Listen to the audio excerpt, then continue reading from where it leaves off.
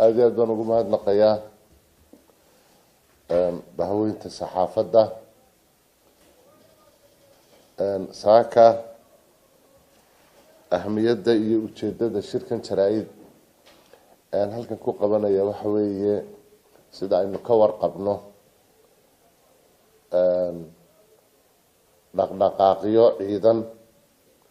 ayaa ka socda xuduudaha Somaliland gudaheeda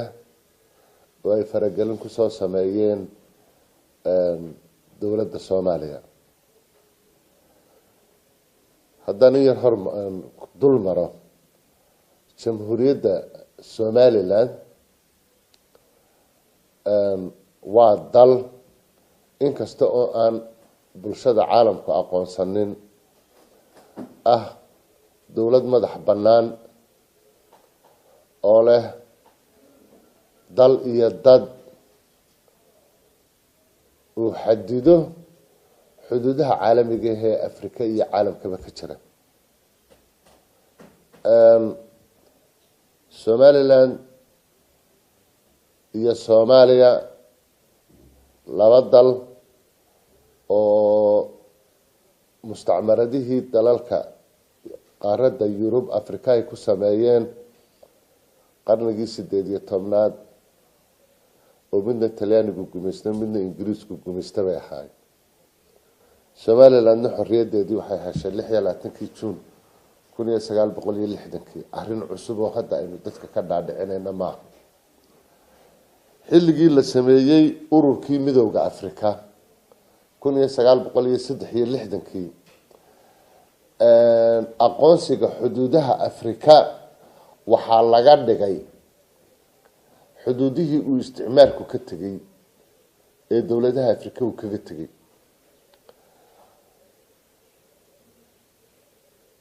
hadda xuduudda aynu leenahay Soomaaliya iyo Somaliland aynu wada leenahay sida xuduudda Itoobiya iyo Somaliland ay wada leeyihiin ay u calaamadsan tahay ay xuduudeenu u calaamadsan tahay tuugna ma xado waa jid cad oo la calaamadiyay oo imikana inaka labadeena qolaba xad u ah Somaliland xilliga dawladnimada ay heshay 35 dawladood oo 5 dawladood veto power kale ay kamid yihiin baa aqoonsatay inaka walaalnimadu qaadayo dabadeedna aynu Soomaaliyeyntii dooranay dambi may ahayn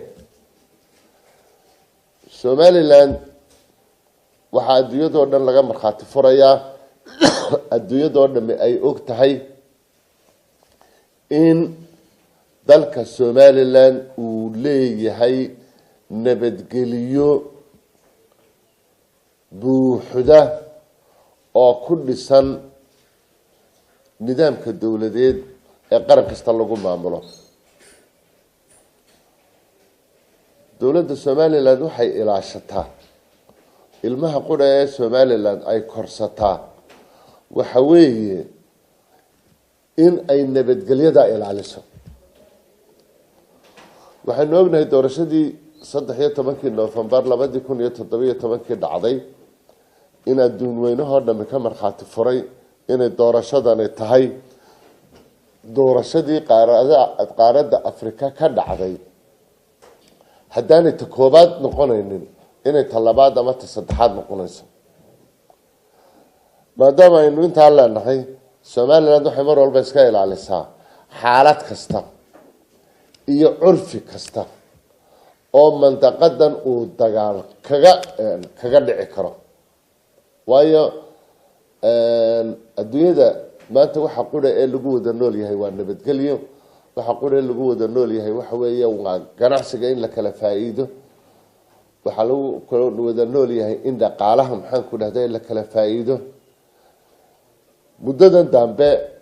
faragelin aad u fara badan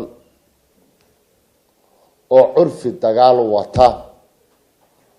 oo curfi isnacayb labada ummadood ee Soomaaliya iyo Somaliland ku wada nool lagu kicinayo oo cawaaqib xumo colaadeed wata ayaa dawladda Soomaaliya dhinaceeda laga hurinayo waxaa ka mid ah socdaalkii u dambeeyey ee wasiirka qorsheynta dowladda federaalka ee Soomaaliya iyo wasiir ka socda gobolka Puntland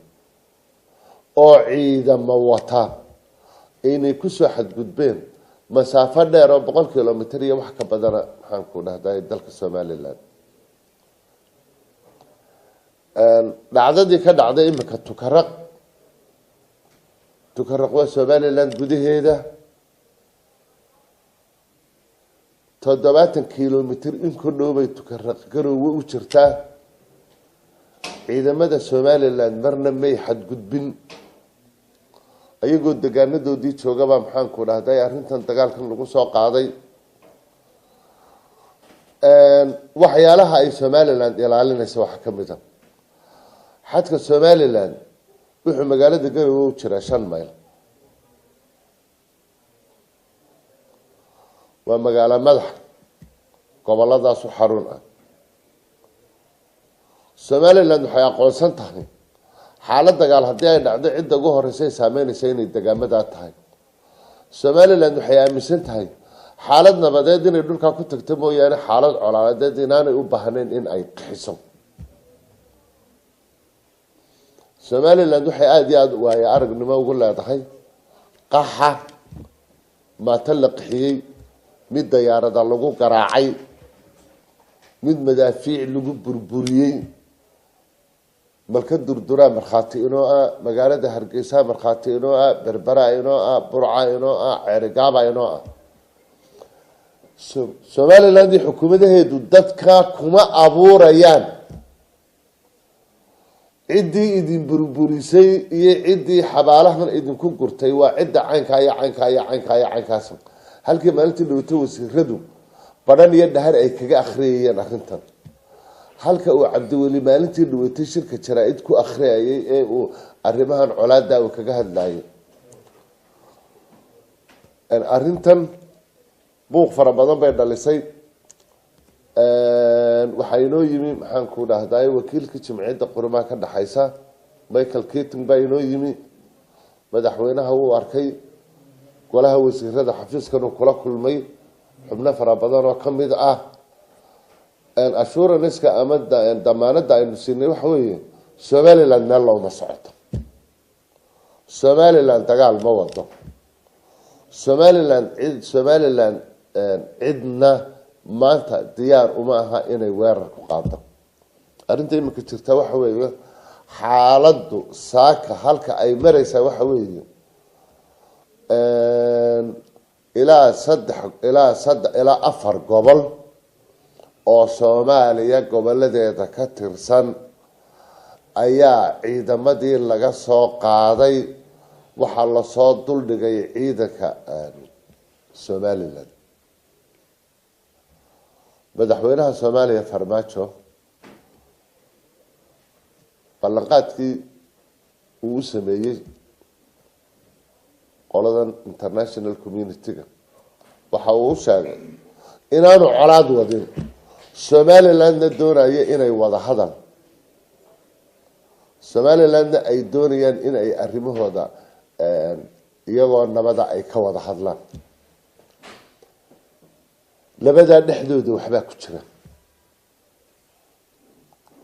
labada dhexdooda waxba ku jira waxa ku jira waxa weeye xaaladda abuuranay maanta ka taagan maxaan ku dhahday god qaboobe iyo garoowe dhexdiisa iyo ciidamada faraha badan leh ee laga soo ururiyay gobolada maxaan ku dhahday Soomaaliya inta dhinaca waqooyi oo dhan maxaan ku dhahday laga soo ururiyay waxa kale oo aan xaqiiqo noqonaynin afkii uu inakana inagula hadlay qolada maxaan ku dhahday international community-gana kula hadlay oo leeyahay aniga nabadina dhulka iga taala Soomaaliland waxaan doonayaa inaynu wada hadalno Soomaaliland marqura dariiqeeda iyo majaraheeda horumarka iyo nabadda waa marka ugu horeysa kama leexanayso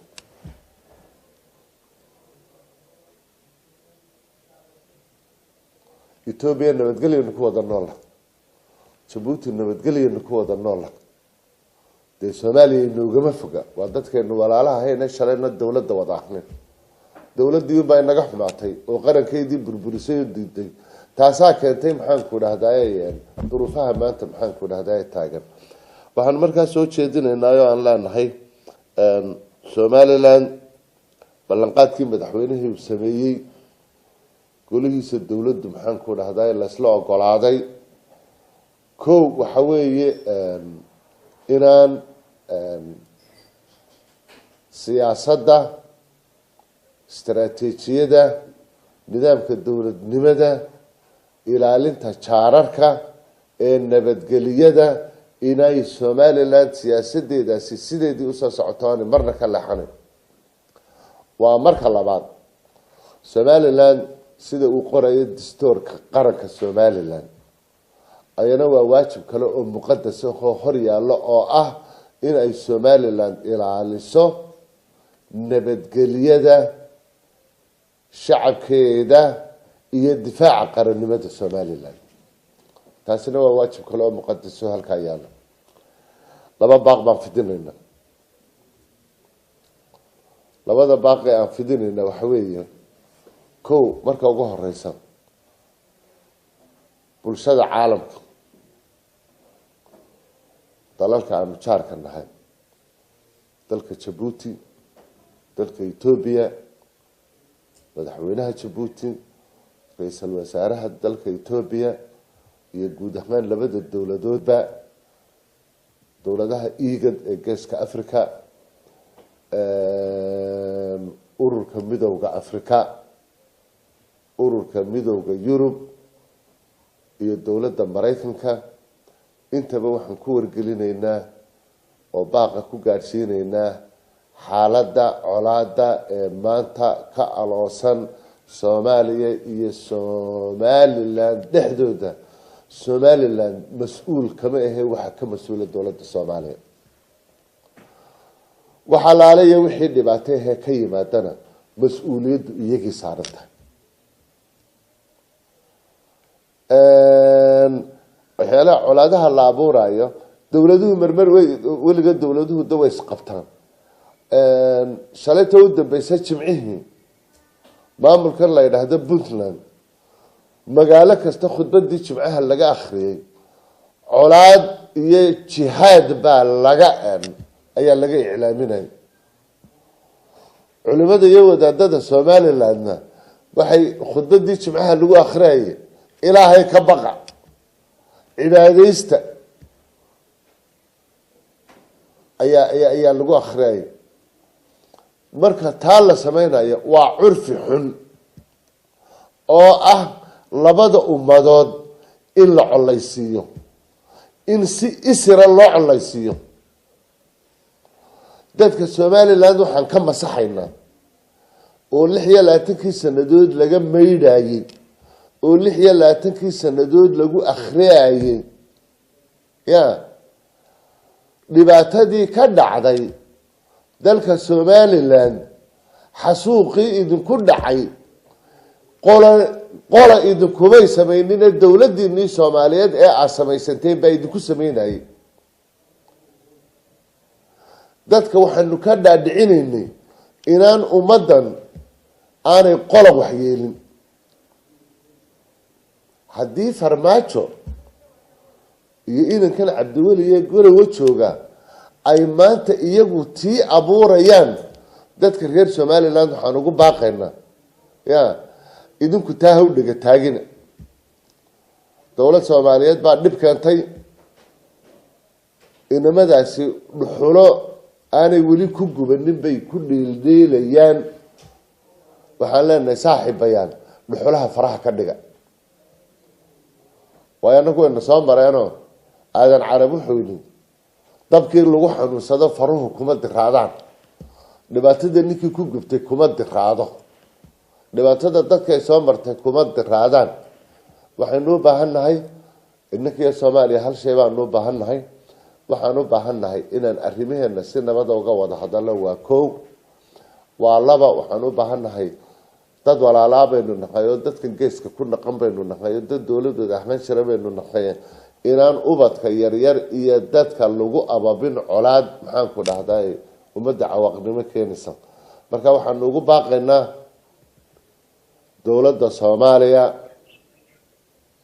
wadab waanu ognahay dowladda Soomaaliya Somaliland ma aqoonsana wadab dowladda Soomaaliya muddada soo socota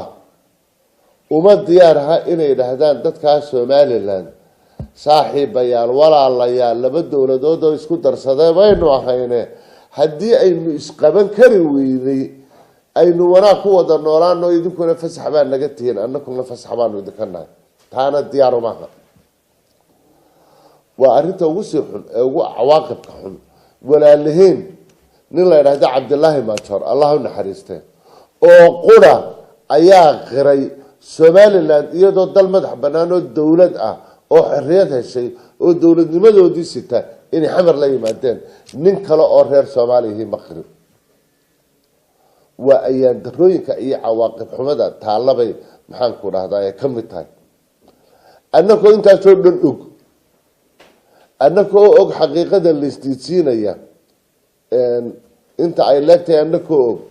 ayaa waxaan ugu baaqaynaa dowladda Soomaaliya maamul goboleedyada dowladda Soomaaliya ka mid yihiin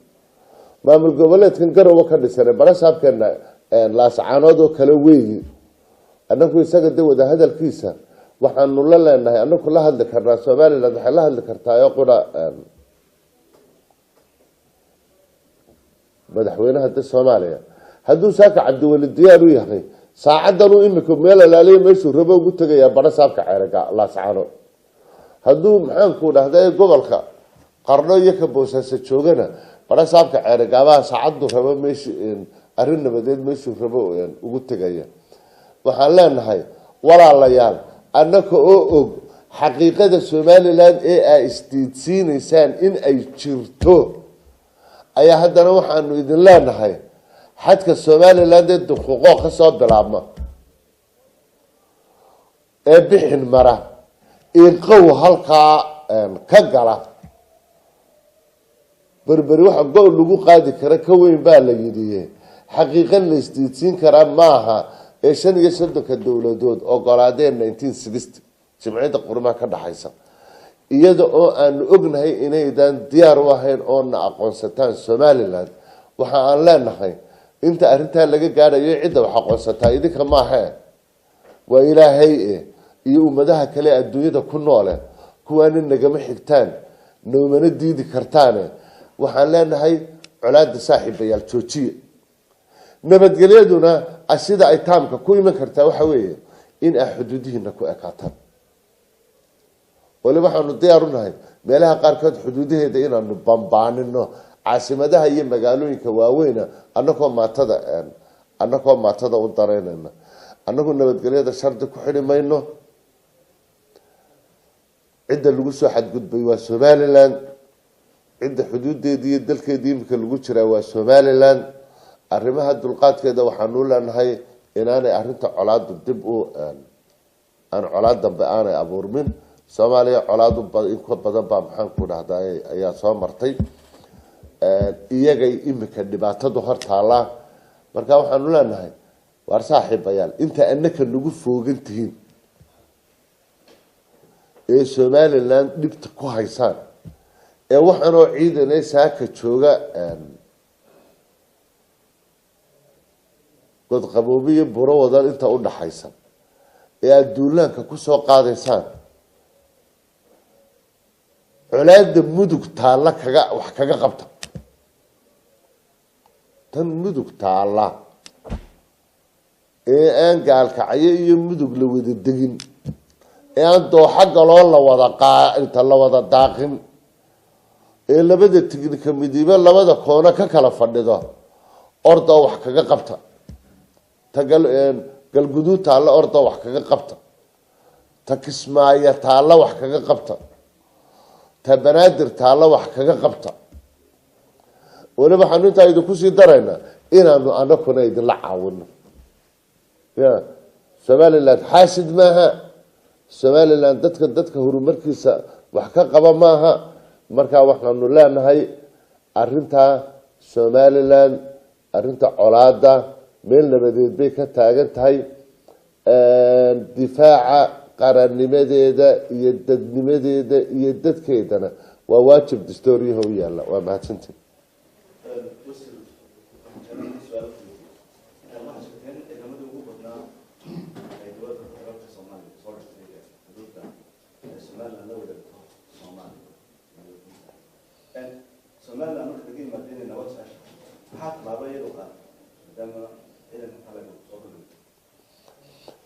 somaliland dee horta